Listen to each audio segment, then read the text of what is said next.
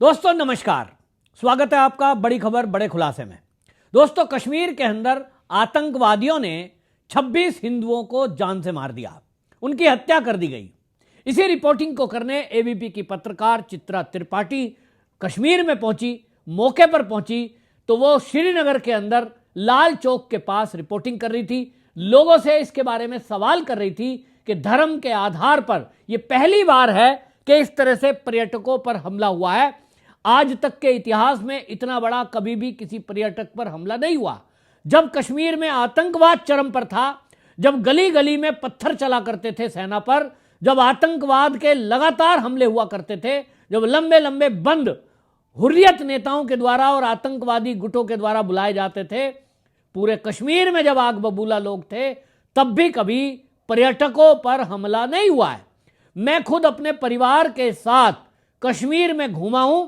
मैं पहलगाम भी गया हूं, मैं गुलमर्ग भी गया हूं, मैं सब जगह घूमा हूं। रात के 12 बजे मैं श्रीनगर में डल लेक के किनारे आराम से घूम रहा हूं।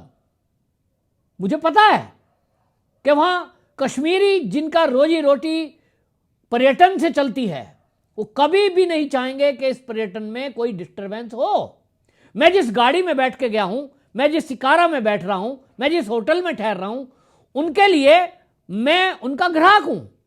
और कोई इतना बेवकूफ नहीं है कि जिसको कहते हैं कि सोना देने वाली मुर्गी को मारेगा। पर्यटन कश्मीर के लिए उनकी लाइफलाइन है और ऐसा हमला कभी नहीं हुआ। लेकिन जब हुआ तो सवाल तो बनता है कि धर्म के आधार पर हिंदुओं को मार दिया गया है, यह पहली बार हुआ है तो क्यों? लोगों से चित्रा त्रिपाठी महज ये सवाल कर रही थी और इसी पर चित्रा त्रिपाठी के साथ मॉब लिंचिंग हो गई। दुर्भाग्य की बात यह है कि कोई चैनल इसको नहीं दिखा रहा है। चित्रा त्रिपाठी अकेली छोड़ दी गई है। शायद एबीपी न्यूज ने भी इसको जरूरी नहीं समझा है। शायद उसके आकाओं को लग रहा होगा कि अगर इस पर हम कवरेज करेंगे तो हमारे ऊपर आरोप लगेगा कि हम हिंदू मुस्लिम कर रहे हैं। हमारे ऊपर आरोप लग सकता है कि कश्मीरियत को बदनाम कर रहे हैं। जबकि वो चित्रा त्रिपाठी के दिल से पूछिए, मैंने वो वीडियो देखे हैं। चित्रा त्रिपाठी का वो वीडियो मैंने देखा है जो शूट किया है किसी कश्मीरी ने। उसमें अगर वहां चित्रा त्रिपाठी के चारों तरफ कश्मीर की पुलिस, हथियारबंद पुलिस, उस चित्रा त्रिपाठी को बचाती हुई कुछ स्थानीय महिलाएं अगर नहीं होती, तो जैसा हम देखते हैं कि जिस तरह से महिलाओं के साथ ये हश्र करती है, ठीक उसी तरह की लिंचिंग करने की कोशिश नारेबाजी के साथ कश्मीर के लाल चौक पर करने की कोशिश की गई। वो तो हथियारबंद पुलिस चित्रा लेकर चली थी, क्योंकि शायद कहीं अंदेशा था कि माहौल इस तरह का है तो हमला हो सकता है। तो जो पत्रकार हैं उनको पुलिस ने प्रोटेक्शन दिया हुआ था। स्थानीय कुछ एक दो महिला थी जो उस चित्रा त्रिपाठी की महिला होने के कारण शायद मुझे मदद करती दिखाई दी। लेकिन एक बड़ा मॉब, एक सैकड़ों की भीड़ चित्रा त्रिपाठी को नोच डालने के कोशिश में थी। ये वही लोग थे जो हिंदू मुस्लिम भाई भाई के नारे लगा रहे थे, जो मोमबत्ती लेकर के रात को प्रदर्शन कर रहे थे। ये वही लोग उनमें से थे जो ये कह रहे हैं कि साहब हम तो टैक्सी फ्री कर देंगे, जो भी पर्यटन यहां आए हैं हम उनको घर तक पहुंचाएंगे पर्यटकों को। कुछ कह रहे थे हम तो खाना फ्री खिलाएंगे, कुछ कह रहे हैं हम होटल में फ्री ठहराएंगे। लेकिन उनके अंदर का असली भाईचारा निकल करके सामने आया जब चित्रा त्रिपाठी ने केवल एक सच्चाई जानने की कोशिश की कि धर्म के आधार पर लोगों को मारा। तो वो बौखला रहे हैं, चिल्ला रहे हैं, आपने ये सवाल क्यों कर दिया, हिंदू मुस्लिम क्यों कर रहे हो? क्यों भाई, क्यों ना करें? चित्रा त्रिपाठी एक रिपोर्टर है, उसकी जगह कोई भी अगर सच्चा पत्रकार होगा तो वो दिखाएगा जो हुआ है। जितने वहां हिंदू मारे गए हैं, उनके परिवार से जो भी लोग हैं, उन सबने जो बताया है, शहीदों की जो विधवाएं हैं, 26 साल उम्र, 30 साल उम्र, वो क्या झूठ बोल रही हैं? और मैंने जैसा कहा, 5 साल का वो छोटा सा बच्चा जिसके पिता को मार दिया गया, उसे तो पॉलिटिक्स का पता भी नहीं है। उसे ना हिंदू का पता, ना मुसलमान का पता है। उसे ना मोदी का पता है, ना फारूक अब्दुल्ला या उमर अब्दुल्ला का पता है। और उससे सहज रूप में सवाल पूछते हैं तो वो बता रहा है जो उसने सुना और देखा है। इस बात को इस 1947 में जो हुआ, पुराने लोग अभी भी बताएंगे। कुछ लोग ऐसे हैं जिन्होंने वो मंजर देखा है कि हिंदुओं की महिलाओं के साथ जब वो अपने घर को पाकिस्तान से लौट रही थी, किस तरह से रेप हुए हैं। रिकॉर्ड में है 6 लाख हिंदू महिलाओं के साथ रेप हुए। कोई कहेगा हमने तो नहीं देखा, ठीक है, 1990 के दशक के कश्मीरी हिंदू अभी भी हैं। अनुपम खेर आपने देखा है किस तरह से वो उसको देखते हुए फिल्म बना दी। आप कहेंगे वो फिल्म है, नहीं, वो सच्चाई है। मैंने अपनी आंखों से देखा है, मैंने खुद अपनी आंखों से देखा है। उस दशक में वहां के बच्चों को अपनी डिग्रियां लेकर के नोएडा में नौकरियां तलाश रहे थे, दिल्ली में टेंटों में रह रहे थे। मैंने अपनी आंखों से देखा है वो मंजर। रोते थे वो, बहन का बलात्कार भाई के सामने, और ये सारी भीड़ इसी तरह, जैसा चित्रा त्रिपाठी को भीड़ घेर कर चिल्ला रही थी, इसी तरह मॉब लिंचिंग की जाती थी। लेकिन उस समय सोशल मीडिया नहीं था तो खबरें लीक नहीं होती थी। आज सोशल मीडिया है तो चित्रा त्रिपाठी बच गई, वरना उसकी भी लिंचिंग कर दी जाती। सवाल यह है कि आप ये कह सकते हैं कि ठीक है, सारे कश्मीरी ऐसे नहीं हैं, निश्चित रूप से मैं भी इस बात को मानता हूं। लेकिन हां, उसमें जो गरीब तबका है, जो शिकारा चला रहा है, जो नाव चलाता है, जो वहां रेडी लगाता है, जो टैक्सी ड्राइवर है, जो वहां पोनी चलाता है, जो दिहाड़ी मजदूरी करते हैं, उनका ना तो राजनीति से कुछ लेना है, ना उनका आतंकवाद से कुछ लेना है। उनकी रोजी रोटी है, वो रोजी रोटी उनकी छिन जाएगी अगर वहां पर्यटक जाने बंद हो गए।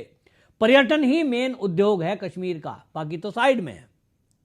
तब फिर उनकी तो पेट पर प्रहार है। और वो ठीक कह रहे हैं कि वो ऐसे बिल्कुल नहीं है। कोई भी ये नहीं चाहेगा कि जो उनका भगवान है, यानी पर्यटक जो है वो तो उनका भगवान है, रोजी रोटी है। और मैंने जैसा कहा, कभी के दौर में जब आतंकवाद चरम पर था, कभी ऐसा नहीं हुआ कि वहां हमले हुए हो। अब क्यों हो रहे हैं? क्योंकि अब कश्मीर लाइन पर आ रहा है। अब जो कश्मीरी है वो समझ रहे हैं कि जो मोदी को, भारतीय जनता पार्टी को, आरएसएस को ये कहकर ये उनसे डराया गया कि आरएसएस वाले हैं, ये तो बीजेपी वाले हैं, ये तो तुमको खा जाएंगे, इनको सत्ता में मत आने देना। हालांकि अभी भी बीजेपी सत्ता में कश्मीर में नहीं है, ना वो अगले कुछ साल मुझे लगती है कि आएगी कभी, क्योंकि जो कट्टरवादी सोच दिमाग में है वो भाजपा को कभी वोट अभी भी नहीं दे रहे हैं। लेकिन मुद्दा यह है कि केंद्र में मोदी बैठा है जो आरएसएस का स्वयंसेवक है, और उसके बावजूद भी कश्मीर में इतना इन्वेस्ट किया है, इतना विकास हुआ है जितना पिछले 70 साल में कभी नहीं हुआ। तो कश्मीर के लोगों को समझ में आ रहा है कि मोदी उनके हित में है, नुकसान में नहीं है। मोदी को सत्ता में केंद्र में बैठे हुए 11 साल हो गए। मैं कश्मीरियों को कहना चाहता हूं, और मैं उन लोगों को भी कहना चाहता हूं जो भारतीय जनता पार्टी और मोदी से नफरत करते हैं, करवाई जाती है। मैं कोई बीजेपी का ना प्रवक्ता हूं, ना मैं मोदी का कोई रिश्तेदार, लेकिन मैं हकीकत बताना चाहता हूं कि केंद्र में मोदी सरकार है, और वो केंद्र सरकार हर साल एलटीसी देती है अपने सरकारी एम्प्लॉइयों को घूमने के लिए, देश में कहीं भी जाने के लिए। एक होता है होम टाउन एलटीसी, यानी सरकारी कर्मचारी को अपना होम टाउन, जो उसका गांव है, जो उसका मूल घर है, जहां का वो रहने वाला है, वहां जाने के लिए सरकार पूरा खर्चा देती है, आने जाने का किराया और 10 दिन की छुट्टी का पैसा। उसके बदले मोदी सरकार जब से 11 साल से आई है, मैं उदाहरण के लिए बताता हूं कि मेरा गांव यदि सहारनपुर में है तो सहारनपुर से गाजियाबाद की दूरी, और मैं आने जाने का किराया अगर टैक्सी भी कर दूंगा तो मैक्सिमम 5,000 रुपये 7,000 रुपये खर्च होगा।